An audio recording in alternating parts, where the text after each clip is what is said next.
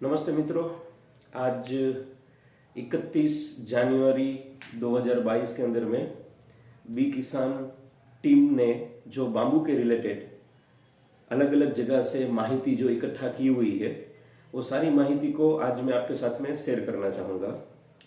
कई लोगों के मैसेजेस आते हैं, कई लोगों के कॉल्स आ रहे हैं, कई लोग जानना पसंद कर रहे हैं कि बाम्बू किस तरीके से ग्रोथ करेगा। बाम्बू के रिलेटेड आपके पास में जो भी इंफॉर्मेशन है वो आप एक वीडियो के अंदर में बढ़िया तरीके से दे पाए, तो उसके लिए आज हमने थोड़ी बहुत इंफॉर्मेशन इकट्ठा की है। तो आइए चल के बाम्बू रिलेटेड चीज को समझते हैं।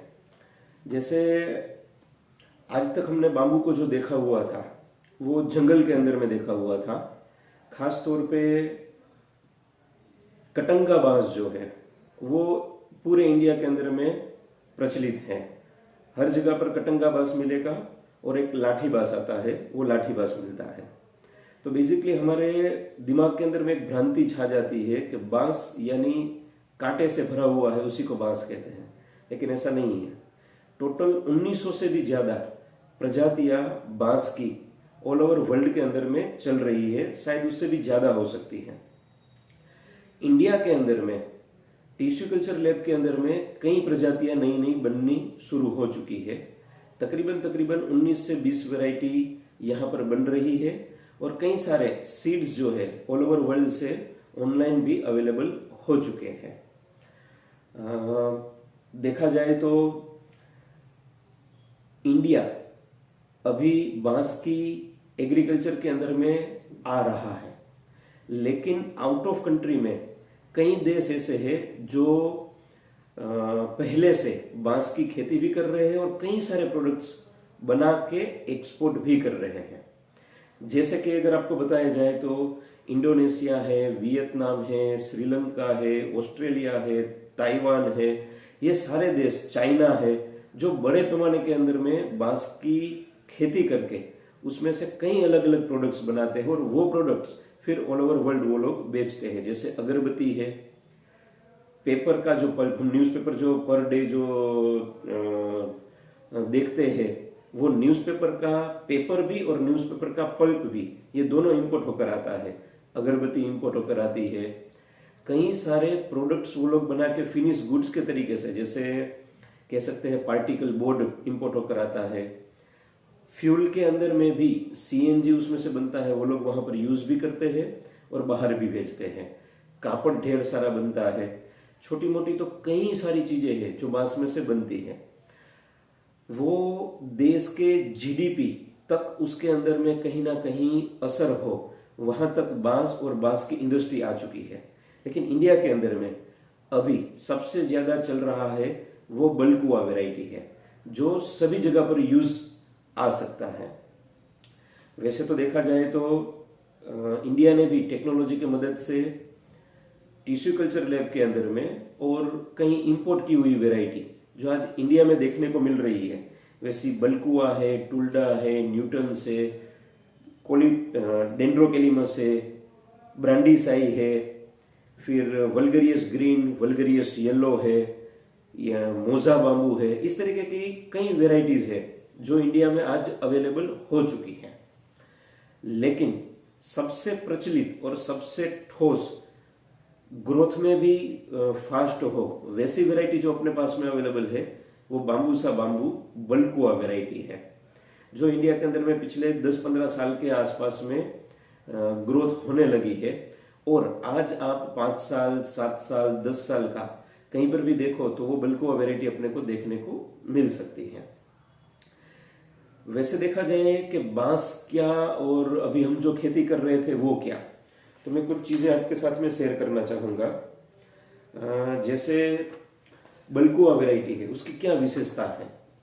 तो बलकुआ वैरायटी जो है वो किसी भी तरीके की जमीन के अंदर में हो सकती है, चाहे वो जमीन हेवी फर्टिल ब्लैक सॉइल हो, पानी लीचिंग कर रहा हो उस तरीके की सॉइल हो, ठीक ठीक फर्टिल लैंड हो तो भी हो सकता है, पहाड़ जैसी अगर जमीन है वहां पर भी हो सकता है, जहां ग्रास उग सकता है वहां पे बांस हो सकता है। और ये बलकुआ वैरायटी रफ एंड टफ में आती है। 3000, 3500, 4000 TDS पानी में भी उसका ग्रोथ हो सकता है। अगर पानी बढ़िया है, यानी कि पानी और जमीन का मेल मिलाप सही है, तो वहां पे आपको हार्वेस्टिंग जल्दी आएगा और शूट्स ज्यादा निकलेगी, वजन ज्यादा मिलेगा। यदि पानी थोड़ा सा खारा है, पीएच मेंटेन नहीं है, जमीन और पानी दोनों का मेल मिलाप सही तरीके से नहीं है, सिर्फ रेनिंग सीजन में ही आप काम कर सकते हो, तो उस जगह पर थोड़ा सा ग्रोथ लेवल कम आएगा। या तो कह सकते हैं ग्रोथ बनते बनते टाइम ड्यूरेशन थोड़ा ज्यादा लग जाएगा। खास तौर पे बांस की वैरायटी को एक चीज चाहिए, वो है धूप। जहां पर सबसे ज्यादा धूप रहेगी वहां पर इसका ग्रोथ रेशियो जो है वो बढ़ता रहता है। जहां पर ठंडी का वातावरण आएगा वहां पर ग्रोथ बढ़ेगा, लेकिन वो जो उसके अंदर में ठोस बनना चाहिए, जो फाइबर क्रिएट होना चाहिए, वो फाइबर क्रिएट नहीं होगा। उस टाइम पे सूट्स जो है वो ज्यादा निकलेगी ठंडी के टाइम के अंदर में। खास तौर पे जब हम बांस की खेती करते हैं तो बांस की खेती के अंदर में 4 साल 5 साल के बाद में एक मोटा सा लेयर जो है वो लीफ का बन जाता है, और वो लीफ का लेयर बन जाने के कारण सूर्य की रोशनी जो जमीन पे पड़नी चाहिए वो पड़ती नहीं है। उसके कारण बैक्टीरियल एक्टिविटीज जो है वो नीचे से कंटिन्यूस चालू रहती है। बैक्टीरियल एक्टिविटीज नीचे से चालू होने के कारण जो हमने बरसों से यूरिया डीएपी से खेती की है या कई तरीके के पेस्टिसाइड्स डाले हुए हैं, तो उसको तोड़ने का काम वो ये इंटरनल बैक्टीरियाज करेंगे और फिर से अपनी फर्टाइल लैंड जो है फिर से हो जाएगी। और 4-5 साल के बाद में इसके जो रूट्स है वो डेवलप हो गए होंगे, तो जो भी बारिश का पानी है वो सबसे ज्यादा नीचे गिरेगा और पेनिट्रेट होकर अपनी ही लैंड के नीचे, अपने ही ब्लैक सोइल या तो जिस तरीके की सोइल है उसके नीचे जाएगा। और इसके जो रूट्स है वो रूट्स के पास में कैपेसिटी है पानी को होल्डिंग करने की।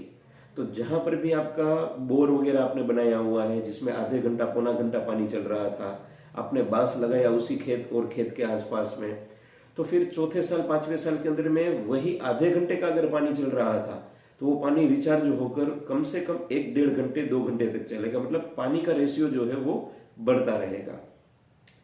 खास तौर पे जो जगह पे पानी का बहाव ज्यादा है और मिट्टी हर बार जो है वो बह जाती है, उस जगह पर भी अगर हम बांबू लगा देते हैं तो 1-1.5 साल तक केयर करना पड़ेगा। उसके बाद में इसके जो रूट्स है वो 2 फीट की हाइट तक नीचे जाते हैं और खास तौर पे हॉरिजॉन्टली चलते हैं, टेढ़े चलते हैं, आड़े चलते हैं।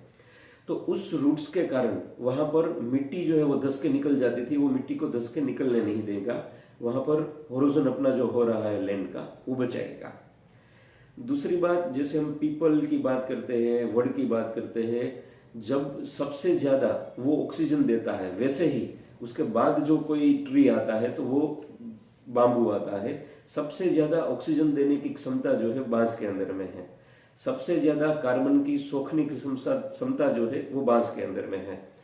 तो जहां पर भी बांस लगता है वहां पर ऑटोमेटिकली एटमॉस्फेयर जो अपना जो है वो ऑक्सीजन वाला हो जाता है। तो जैसे हम घूमने के लिए फैमिली के साथ में हिल स्टेशन वगैरह पे जाते हैं तो वो 2-3 दिन वहां पर अपने को ऑक्सीजन जो है वो ज्यादा सही मिलने के कारण, स्वच्छ ऑक्सीजन मिलने के कारण, भरपूर मात्रा में ऑक्सीजन मिलने के कारण अपना पूरा बॉडी जो है वो रिलैक्स हो जाता है।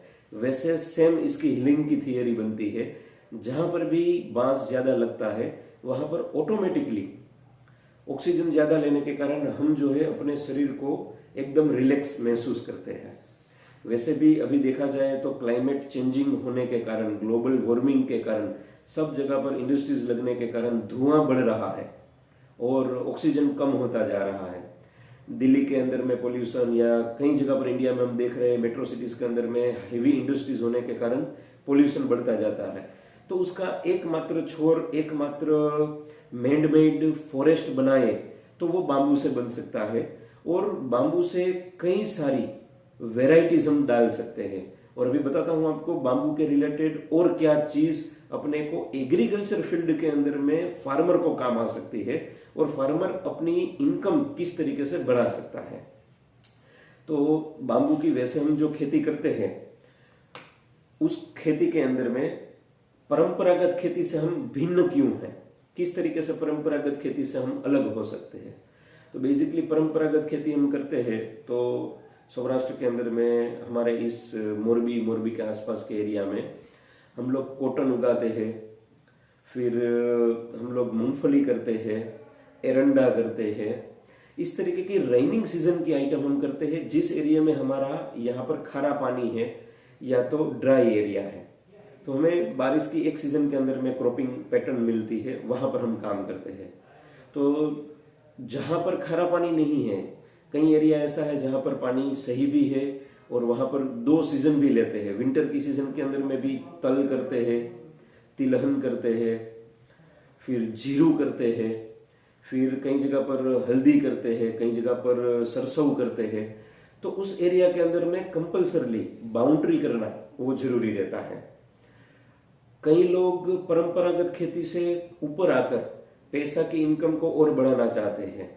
परंपरागत खेती के अंदर में हमने जो सर्वे किया हुआ है उस सर्वे के हिसाब से कई गांव में फार्मर्स ने हमें बताया कि 5,500 लेकर हमें पर बीघा इनकम होती है खर्चा निकालने के बाद में। कई प्रगतिशील खेडूत है जो लोग 7,500 या 10,000 रुपए बीघे इस फसल से कमाते हैं। जो 2 फसलें लेते हैं वो 20,000 रुपए तक प्रति बीघा इनकम कर रहे हैं। तो परंपरागत खेती से बाहर निकल के और इनकम को बढ़ावा कैसे दिया जाए, तो उसके लिए आता है फिर बागायती, कि आप किसी भी तरीके का फ्रूट फार्मिंग करिए और वो फ्रूट फार्मिंग करने के बाद में आप इनकम को थोड़ा सा और मैच्योर कर सकते हैं और बढ़ा सकते हैं। क्योंकि बागायती में होता क्या है, आप 12/10 में, 10/10 में, 13/10 में ऐसे प्लांट टू प्लांट और रो टू रो करके काम करते हैं। तो बीच में जो रूटीन परंपरागत खेती कर रहे थे वो भी कर सकते हैं और साथ में बागायत आपका 3 साल तक में उपज दे। केला करते हैं, पपीता करते हैं तो 1 साल के अंदर में उसमें से उपज आती है। तो ऐसे मिक्स फार्मिंग करके भी कई फार्मर्स जो है इनकम क्रिएट करते हैं।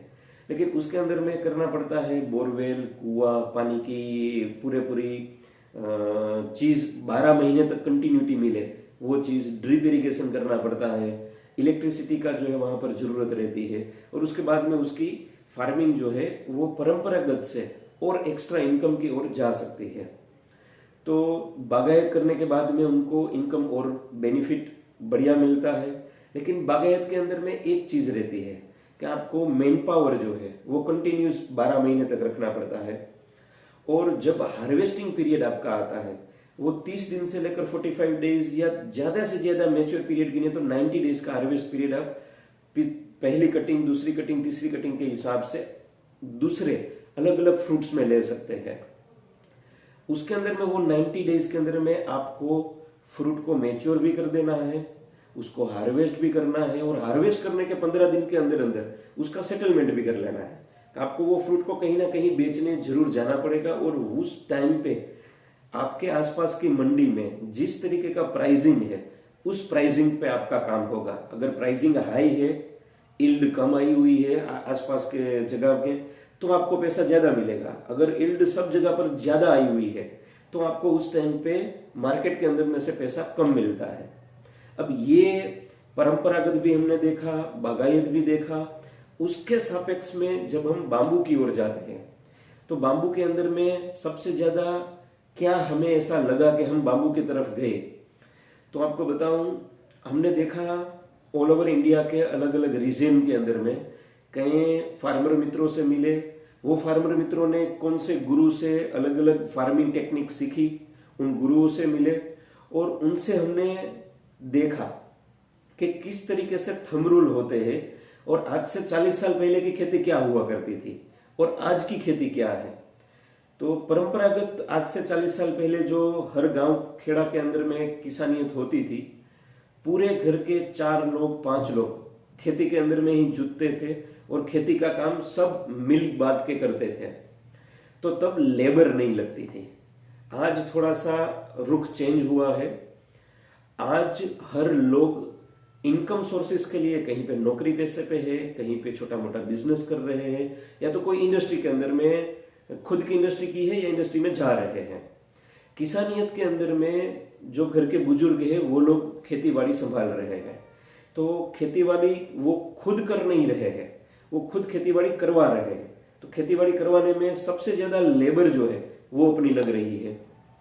पहले के जमाने के अंदर में घर के ही अंदर में पशुपालन होता था, खेती और पशुपालन साथ में एकत्र होकर होती थी।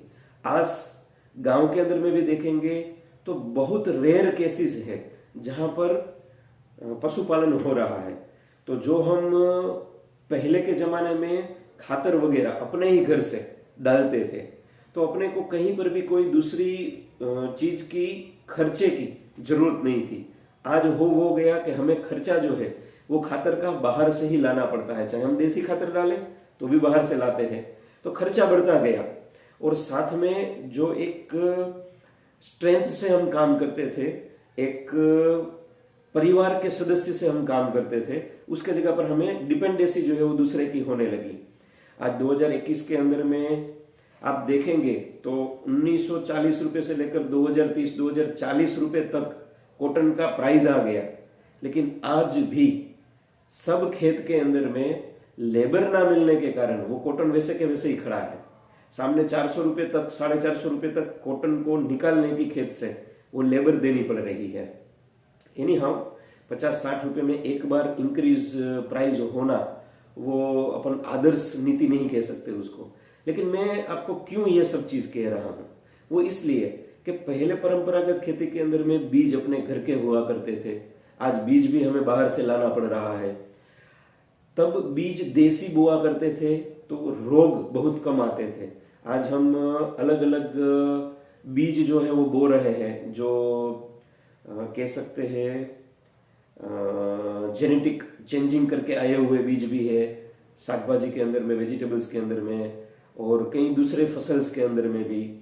तो हमें पेस्टिसाइड और दवा की भी जरूरत पड़ने लगी, जब आज से 40-50 साल पहले पेस्टिसाइड और दवा कहीं पर थी नहीं। ये सारे समस्याओं का समाधान हम लोगों ने अलग अलग जगह पर जो देखा वो हमें ये मिला कि फार्मर काम तो सही कर रहा है, पैटर्न पे तो सही है, लेकिन उसको सबसे ज्यादा खर्चा पड़ रहा है मजूरी के अंदर में, सबसे ज्यादा खर्चा पड़ रहा है खातर और पेस्टिसाइड के अंदर में। कह सकते हैं कि एक पार्टनर से हमारे वो हो गए कि हमें वहां पर पहले पैसा डालना पड़ेगा, उसके बाद अगर सब कुछ सही रहा तब जाकर अपने पास में कुदरत ने पानी सही दिया, वातावरण सही रहा, प्राइसिंग सही रहा, तब जाकर अपने पास में पैसा बचता है। और वो पैसा हम कह सकते हैं कि हाँ, आदर्श नीति पे, खेती पे पैसा बच रहा है। बाकी के जो खेत है उसके अंदर में परंपरागत खेती 3-4 साल कंटिन्यूस करते हैं तो 1 साल में बचता है, 3-4 साल ऐसा ही रहता है। बताइएगा दर्शक मित्रों, आप भी फार्मर ही रहेंगे ज्यादातर पे, और मेरे से ज्यादा अनुभव आपका सही रहेगा कि ऐसा ही शायद हो रहा है जो हमारी टीम ने मिलके ये एजुकेशन लिया हुआ है फार्मर के साथ में बैठ के। तब जाकर हमको ऐसा लगा कि हम कुछ ऐसा लाए मार्केट के अंदर में जिसमें कम से कम खर्चा लगे लेबर का, और कम से कम खर्चा लगे खातर और कुछ दवाइयों का।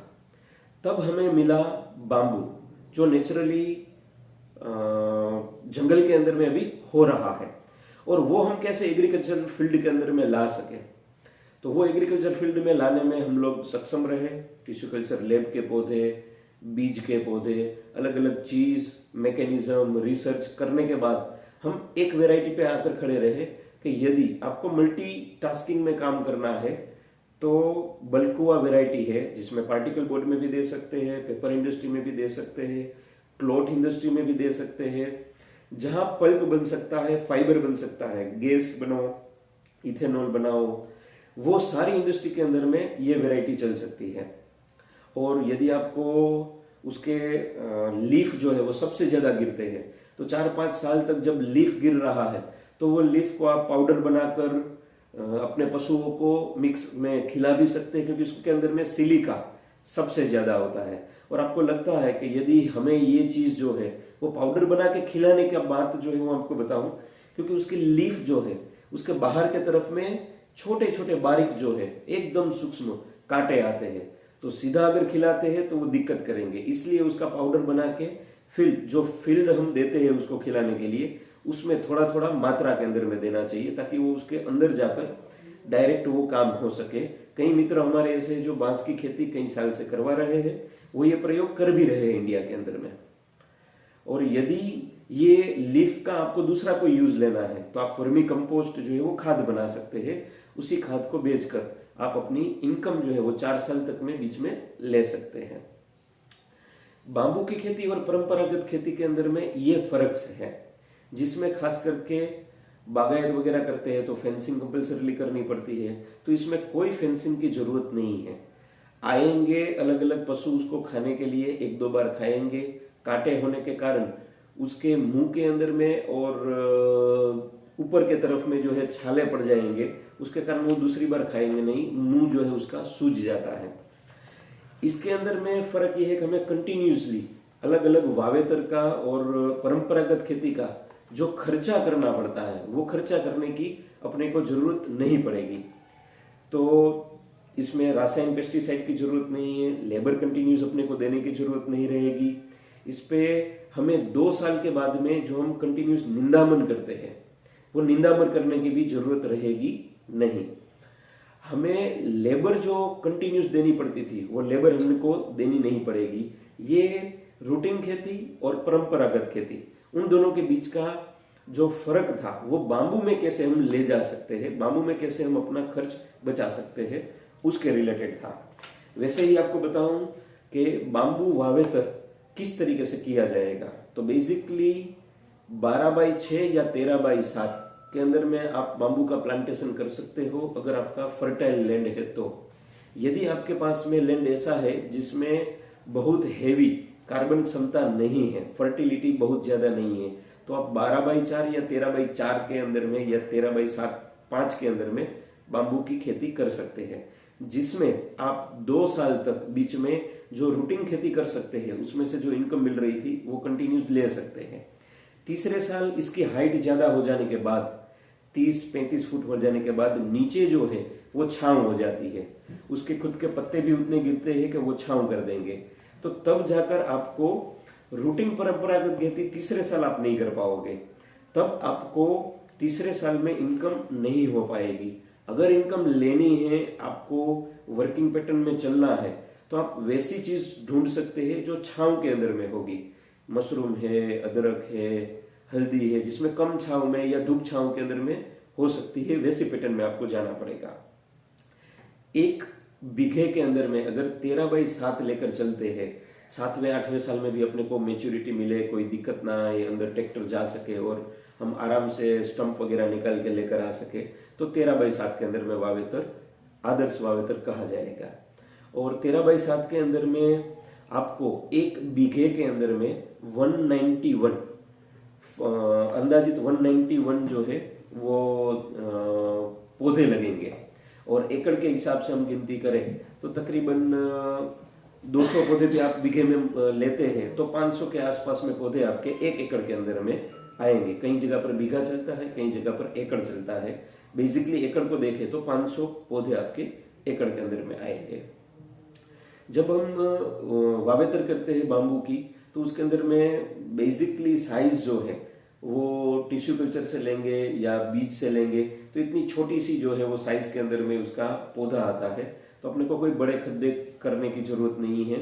जो साइज के पौधे आएंगे उससे 3 गुना बड़ा आप खड्डा करिए। उस खड्डे के अंदर में आप जो वाइसोनामेटा हम बना रहे हैं वो वाइसोनामेटा का यूज कर सकते हैं, जिसमें सुक्रोज है जो बैक्टीरिया को जरूरत रहेगी, और उसके अंदर में गवर्क मिक्स है जिसके कारण कोई भी फंगस वगैरह क्रिएट ना हो। जब भी हम पौधा लगाते हैं तब उसके अंदर में हम पानी जो है वो मिट्टी और पानी का मिश्रण बना ले, एक तरीके का कीचड़ बना ले, और कीचड़ के अंदर में जब हम पौधे लगाते हैं और वाइसोनामेटा उसके अंदर में डालते हैं तो पौधा लॉन्ग टाइम ड्यूरेशन तक किसी भी तरीके से सुरक्षित रहेगा। अगर पानी में 1-2 दिन लेट हुआ तो भी उसमें सर्वाइवल रेशियो बढ़ सकता है। इसके अंदर में टपक जो है वो पहले अपने को कर लेनी चाहिए, जिसके कारण अपने को पानी की कोई समस्या बाद में ना रहे। और 3 साल तक 2 साल तक कंटिन्यूस हम इनमें से मिक्स इनकम ले सकते हैं, बीच में जो हम उगाएंगे उसकी। तीसरा साल एक पड़ाव में ऐसा रहेगा जिसमें हमें कोई तरीके की इनकम मिलेगी नहीं। चौथे साल में हम हार्वेस्टिंग पीरियड पे आ जाएंगे, क्योंकि हम राइजोम वाला बड़ा पौधा ले रहे हैं। 5 साल में उसका हार्वेस्टिंग होता है, 1 साल नर्सरी में रखा और चौथे साल में हम उसको कटिंग करेंगे अपने खेत में। तो चौथे साल से अपने को इनकम जो है वो आना शुरू हो जाएगी। चौथे साल से लेकर 5वें साल तक आपको शायद बांस में पता ही होगा, पहला जो हम चीज ले रहे हैं वो पतला बनेगा, उसके बाद जो डाली आएगी राइजोम में से निकल के वो उससे सवाया या डेढ़ा निकलेगा, उसके बाद का उससे डेढ़ा निकलेगा, हाइट में भी सवा या डेढ़ा रहेगा और थिकनेस में भी सवा या डेढ़ा निकलेगा, और एक जो बनेगा उससे दूसरा उससे हाइट पकड़ता पकड़ता रहेगा। तकरीबन 4 साल तक जो हार्वेस्टिंग पीरियड रहेगा अपना, उसका तना जो है वो स्ट्रॉन्ग और बढ़िया रहेगा। चौथे साल में जब हम कटिंग करेंगे तब प्रति एकड़ तकरीबन पानी और जमीन जिसकी बढ़िया है उसको 40 टन मिनिमम उसमें से निकलेगा। और आज अपने पास में 1.5 साल 2 साल 3 साल तक के खेत अवेलेबल भी है जहां पर हम जाकर देख सकते हैं इस चीज को। कटिंग हमारे ग्रुप के अंदर में अभी आई नहीं है, क्यों नहीं आई है उसका भी आपको डिस्कशन करके बताता हूं। तो बेसिकली चौथे साल में कटिंग आएगा, 40 टन के आसपास कटिंग रहेगा इसका। नीचे से नीचा रेट भी गिनती करें तो आज हम कोई भी बर्तन के लिए लकड़ी लेते हैं तो 2.5 रुपए से नीचे पर केजी लकड़ी अपने को मिलती नहीं है। तो 2500 रुपए के आसपास में ये टन का हम अप्रोक्सीमेटली गिनती कर सकते हैं। सैलरी वगैरह लेंगे तो भी उसके अंदर में 2500 रुपए के आसपास में ऑल ओवर इंडिया यही कीमत पे लोग परचेसिंग करते हैं एग्रीकल्चर के रिगार्डिंग। तो चौथे साल पे हार्वेस्टिंग जो आएगा वो बढ़ेगा। मैच्योरिटी जो है वो बांबू की आती है 10वें साल पे। चौथे साल से लेकर 5वें 6ठे 7वें 8वें 9वें और 10वें ये टोटल 7 इयर्स पीरियड ऐसा है जब उसकी मैच्योरिटी बढ़ेगी, तना जो है बढ़ता रहेगा, अंदर पल्पिंग कैपेसिटी बढ़ती रहेगी, वजन बढ़ता रहेगा। जो हार्डनिंग 10वें साल पे आ गई है अपनी, वो 10वें साल में जो हार्डनिंग आई है वो हार्डनिंग पे अपने को सबसे ज्यादा ग्रोथ मिलेगा। अब सपोज करिए कि अपन 90 टन या बीघे पे या अपन एकड़ के हिसाब से गिनती करें तो जो भी हार्वेस्टिंग अपने को मिल रहा है 10वें साल पे वो कंटिन्यूस अपने को 20 साल 25 साल 30 साल अगर बीज से करते हैं तो 40-50 साल मिनिमम, और टिश्यू कल्चर से करते हैं तो अपने को पता नहीं चलता है कि जब फ्लावरिंग आएगा उस टाइम पे, फ्लावरिंग के टाइम पे अपना वहां पर ग्रोथ कम हो जाएगा। तो हम 40 से लेकर 70-80 साल या 30-130 साल तक अलग अलग पौधों का अलग अलग टाइमिंग रहता है, तब तक वो सूट अंदर से निकलती रहती है और अपने को मैच्योरिटी के हिसाब से ग्रोथ मिलता रहता है। बेसिकली ऑल ओवर इंडिया का रेशियो देखा जाए तो आप कहेंगे बांबू ठीक है, बांबू की बातें ठीक है, ये बेचेंगे कहां पे? तो मैं ये कहूंगा कि फ्यूल के अंदर में आज आपको पता होगा जहां मूंगफली सबसे ज्यादा होती है वो मूंगफली के आसपास में छोटे छोटे यूनिट्स बनना स्टार्ट हो गया है। उसको कहते हैं हम पेलेट्स के यूनिट या तो व्हाइट कोल के यूनिट। वो जो एग्री वेस्ट अपना बचता है वो सारे एग्री वेस्ट को मिला के वो सकिंग कर देते हैं, प्रेसिंग कर देते हैं, और जो इंडस्ट्री के अंदर में फ्यूल कुछ ना कुछ लगता है, कोयला लगता है या दूसरी कोई चीज लगती है, तो वहां पर इसका इस्तेमाल होता है। तो सबसे ज्यादा हम इसका इस्तेमाल कर सकते हैं सभी एरिया के अंदर में, इंडस्ट्रीज तो है ही, तो वहाँ बेसिकली व्हाइट कोल के हिसाब से जहां पर अपना फर्नीचर वगैरह बनता है वहां पे इसका हम इस्तेमाल कर सकते हैं। जहां पर मल्टी स्टोरीज बिल्डिंग बनती है तो उसमें आउटर साइड पे त्राली प्राली लगा के प्लास्टर वगैरह के अंदर में, एग्रीकल्चर जहां पर होता है वहां पर 10 फुट 20 फुट 15 फुट एग्रीकल्चर में वेजिटेबल्स लगाने के अंदर में भी इसका इस्तेमाल होता है। जहां अलग अलग तरीके की इंडस्ट्रीज आई हुई है, जैसे कि मोरबी के आसपास में पार्टिकल बोर्ड की इंडस्ट्री है जो 600-700 किलोमीटर से दूर से अलग अलग तरीके की वुड्स लेकर पार्टिकल बोर्ड बना रहे हैं। कोई प्लाईवुड बना रहे हैं, कोई इसके अंदर में कापड़ बना रहे हैं, कोई फर्नीचर बना रहे हैं। इससे हम खातर जो है वो बेस्ट से बेस्ट बना सकते हैं। इसके अंदर जो फाइबर्स है, अभी ज्यादातर इसकी इंडस्ट्रीज ना आने का कारण है कि अभी देखा जाए तो बांबू जस्ट 1-1.5-2 साल के अंदर में होना शुरू हुआ है। क्यों? क्योंकि विश्व लेवल पे इसकी फार्मिंग तो पहले से हो रही है। हम कई चीजें आउट ऑफ इंपोर्ट करके लाते हैं फर्नीचर वगैरह में, चाइना से और दूसरी कई कंट्री से। वो लाते तो हम बाम्बू के पार्टिकल बोर्ड के हिसाब से ही है, लेकिन हमें पता नहीं था कि ये बाम्बू से बना हुआ है। फर्नीचर लाते हैं तो हमें नहीं पता होता है कि ये बाम्बू से बना हुआ है। हम इंपोर्ट करते हैं 1900 टन अगरबत्ती का स्टिक और 2500 टन अगरबत्ती फिनिश गुड्स के अंदर में। अगरबत्ती अपने इंडिया में भी बनती है, लेकिन उसकी तनी अपने को नहीं मिलती, उसकी स्टिक अपने को नहीं मिलती है। वैसे कई प्रोडक्ट्स है जो हम इंपोर्ट कर रहे हैं, और वो इंपोर्ट को हम कहीं ना कहीं रोक सकते हैं। बाम्बू की पहले तो फार्मिंग करनी जरूरी रहेगी। फार्मिंग करेंगे, ऑटोमेटिकली उस फार्मिंग से कैसे वैल्यू एडिशन बना जाए, कैसे उद्योगीकरण लाया जाए, और जो हाल में उद्योग बने हुए हैं उसको हम बाम्बू देना स्टार्ट करें। तो विश्व पे जो बाम्बू फार्मिंग हो रही है उसमें 40 से ज्यादा उद्योग आए हुए हैं, उद्योग पे वो लोग काम कर रहे हैं, और 2000 से ज्यादा प्रोडक्ट वो लोग बना के खुद के मोरल को और ज्यादा बेस्ट बना सकते हैं, और ज्यादा बेस्ट बना रहे हैं उनके खुद के देशों के अंदर में, और इंपोर्ट करके और ज्यादा रेवेन्यू वो लोग जनरेट कर रहे हैं। आप कहेंगे बाम्बू ठीक है, आपके प्रश्न रहेंगे कि बातें तो बहुत ज्यादा हो रही है बाम्बू की, लेकिन इंडस्ट्री क्यों नहीं है? क्योंकि जब तक फार्मर खुद इसको अपने फार्म में बोएगा नहीं, बड़ा नहीं करेगा, तब तक इंडस्ट्री आना मुश्किल है। दोनों का एक वैसा वर्षा था। हमने जितने फार्मर्स को बोला पिछले 1 साल से, बलराम भाई, हम और हमारी पूरी टीम ऑल ओवर इंडिया के अंदर में, कई स्टेट के अंदर में बाम्बू फार्मिंग को लेकर कई ज्यादा मीटिंग्स कर चुके हैं, बातें बता चुके हैं, फार्मिंग के रिलेटेड काम भी कर चुके हैं, और कई फार्मर्स ने लगाया भी है। लेकिन फार्मर का प्रश्न था कि पहले ये बताइए कहाँ बेचेंगे, तो 4 साल के बाद कहाँ बेचेंगे वो प्रश्न रहता था। इंडस्ट्रियलिस्ट की भी कहीं आगे आए हुए हैं जिनको पता है कि बांस यानी 21वीं सदी का टिम्बर है, कई इंडस्ट्रीज उसको लगानी भी है, तो वो कहते थे कि हम इंडस्ट्री तब लगाए जब बांस आए।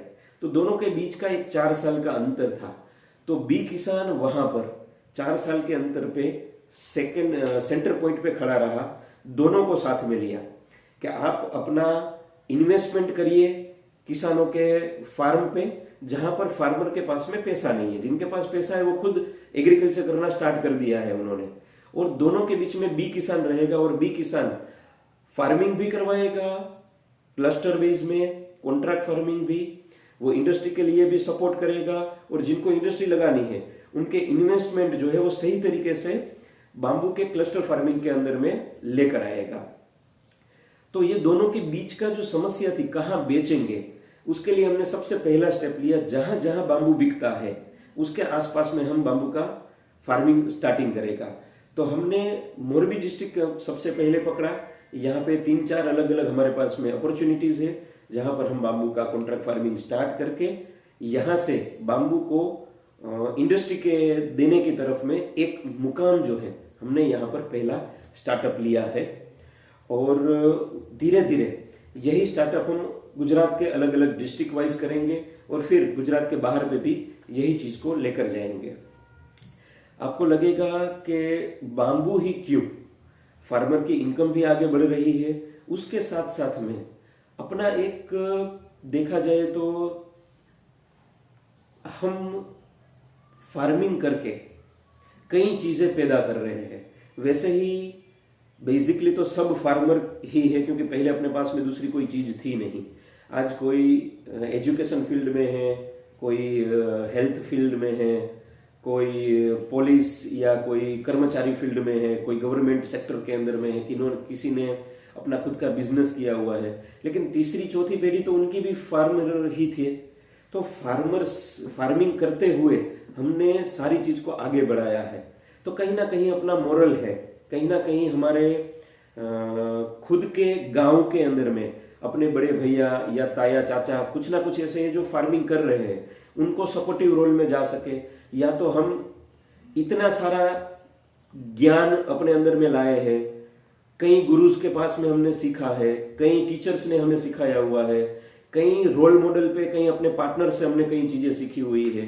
पैसा तो कमा लिया, लेकिन कोरोना काल के अंदर में हम लोग सब समझ गए कि पैसा ही सब कुछ नहीं बना। पैसे से ही हम लोग सब चीज को सही नहीं कर पाए। कहीं ना कहीं कुदरत एक पीक पे जाता है और कहीं ना कहीं कुदरत ही सारी चीज को समस्या का समाधान पे अपना सपोर्टिव रोल में पूरा रहता है।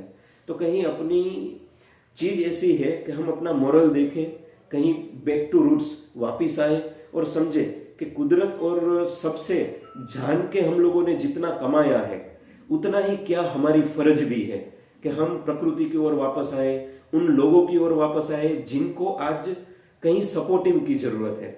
हम पैसे के लिए नहीं कह रहे, हम ये कह रहे हैं कि जहां अपने पास नॉलेज है वो नॉलेज को क्रिएट करें, उस नॉलेज से एग्रीकल्चर फील्ड को आगे ले आए और जो दूसरे कंट्री वाले ऑलरेडी कर रहे हैं वो चीज हम करने में आगे आए। आज चाइना देखिए, वियतनाम देखिए, छोटे से देश वियतनाम है, ताइवान है, तो उन लोगों की जीडीपी को असर करे, श्रीलंका है, उतना काम वो लोग बांबू के ऊपर में कर चुके हैं। बांबू सिर्फ फार्मर को ही पैसा देगा ऐसा जरूरी नहीं है। जैसे हम डीजल इंपोर्ट कर रहे हैं इतना ज्यादा, जैसे हम पेट्रोल इंपोर्ट कर रहे हैं इतना ज्यादा, जैसे हम गैस इंपोर्ट कर रहे हैं इतना ज्यादा, आपको शायद जानकर अचंभा होगा, सिर्फ मोरबी एक city ceramic industry 70 metric ton only 24 hours के अंदर में सीबीजी गैस जो है, जो एलपीजी गैस हम कहते हैं, लाइन से जो लाते हैं, जो हम इंपोर्ट कर रहे हैं, वो गैस यूज कर लेता है ओनली 24 आवर्स के अंदर में। हम पेट्रोल इतना इंपोर्ट कर रहे हैं, कई सारी चीजें हैं जो बांस और बांस की इंडस्ट्री के अंदर में आ सकती है। आने के लिए सिर्फ एक स्टेप लेना पड़ेगा हम सबको मिलके, चाहे वो सिटीज के अंदर में रहते हैं, चाहे वो फार्मिंग कर रहे हैं, चाहे वो विलेजेस के अंदर में रहते हैं, हम सबको मिलके एकजुट होना पड़ेगा और वो एकजुट होकर हम ये बांबू फार्मिंग को एक नया दिशा दे सकते हैं, एक नए ढंग से आगे ले जा सकते हैं। ग्रीन एनर्जी के अंदर में कई सारे बदलाव आ सके, वैसे फ्यूचर के अंदर में 10 साल की कैपेसिटी के अंदर में चीजें हो सकती है। जिसका एक सिंपल उदाहरण आपको दूं तो हमारे यहाँ पर बेसिकली देखा जाए तो दरियाई पट्टी पूरे भारत को सबसे ज्यादा मिली हुई है और दरियाई पट्टी के अंदर में खारा जो है वो पानी का हवा जब भी आती है तो खारी हवा बहती है, जिसमें सोल्टेड का क्षमता सबसे सोल्टेड जो है जो ज्यादा होता है। तो कई जगह पर ऐसा होता है कि हम चीज को रोक नहीं पाते हैं उस हवा को। तो उस छोर पे भी अगर हम बांबू की खेती करें, 100% बांबू के लिए मैं नहीं कह रहा हूं, मैं ये कह रहा हूं जो भी फार्मिंग आप कर रहे हो, चाहे वो बागायती है चाहे वो परंपरागत है, तो या तो हम बाउंड्री के अंदर में बांबू को लगाना स्टार्ट करें, या तो हम 24-24 फुट के अंदर में स्क्वायर बनाए और स्क्वायर बना के उसके अंदर में हम अपनी जो परंपरागत खेती थी वो करें या बागायती खेती करें, जिसके कारण ज्यादातर एक साथ में जो हवा का रुख आता है तब गिरने की जो समस्या है वो अपने जो मेन क्रॉपिंग है वो ना गिरे। जैसे बनाना वगैरह है, पपैया वगैरह है, वो गिरना थोड़ा ज्यादा रहता है तो वो एक साथ में गिर जाता है, तब जाकर खेडूतों को दिक्कतें होती है। तो हम ये 50 फीट 60 फुट की ऐसी बॉर्डर्स बना लें, जिसके कारण हवा का रुख के कारण हमें ना तो सोल्टेड वाटर में तकलीफ हो, ना तो तापमान में गर्म एकदम हवा आती है उसके कारण मेन क्रॉप में कोई तकलीफ हो, या तो जब साइक्लोन जैसी चीज आती है और पवन के कारण हमें जो नुकसानी होती है वो नुकसानी ना हो। मल्टीटास्किंग है, अलग अलग चीजों के कारण बांबू सपोर्टिव रोल में खड़ा रहेगा। उसके साथ साथ मॉइस्चर जो हवा के अंदर में है वो सबसे ज्यादा वो खुद खींच सकता वो कैपेसिटी है, पानी जो है वो जमीन के अंदर में रोक सके वो कैपेसिटी है। एक तरीके से नहीं, बांबू अल्टीमेटली कई तरीके से अपने को आगे जाकर फ्यूचर के अंदर में पैसा बनाने में काम आ सकता है, और जो हम फार्मिंग कर रहे हैं वो फार्मिंग में किस तरीके से हम बेटर फार्मिंग कर सके उसमें काम आ सकता है। सबसे ज्यादा बायोमास जो है वो क्रिएट करके वो दे सकता है। वैसे देखा जाए तो बांबू के रिलेटेड एक अलग से और अजब से चीज आपको बताऊं तो वो ये है कि हिस्ट्री आपको बांबू की अगर बताऊं तो पीछे सेकेंड वर्ल्ड वॉर के अंदर में हिरोशिमा नागासाकी के अंदर में जो अणु बॉम्ब गिराए गए थे, रेडिएशन वाला पूरा वातावरण था, जहां पर कुछ पौधे वगैरह तब क्रिएटिविटी के हिसाब से सृजनात्मक ढंग से बाहर नहीं आ सकते थे। तब सिर्फ और सिर्फ 21 डेज के अंदर में जो ग्रास वहां से निकल के बाहर आया, वो रेडिएशन वाली जमीन के अंदर में, रेडिएशन वाले वातावरण के अंदर में, जिस रेडिएशन वाले वातावरण में आज भी जो नई पीढ़ी आ रही है वो कहीं ना कहीं डिसफॉल्टेड होकर आ रही है, कुछ ना कुछ उसके अंदर में खामियां निकल रही है। वहां पर पहला जो निकला था ग्रास वो बाम्बू ग्रास था।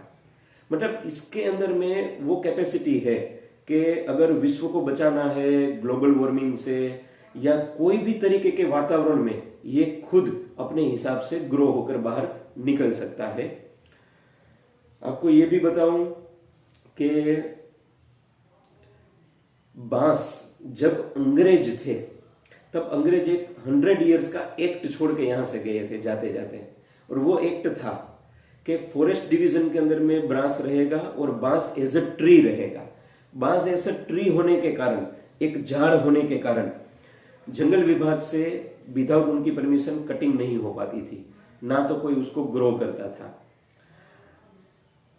25 अप्रैल 2017-18 के आसपास में मोदी साहब ने, अपने माननीय मुख्यमंत्री श्री नरेंद्र भाई मोदी जी ने ये चीज को ग्रास में कन्वर्ट किया। वो एक्ट को थोड़ा सा चेंजिंग में लाए।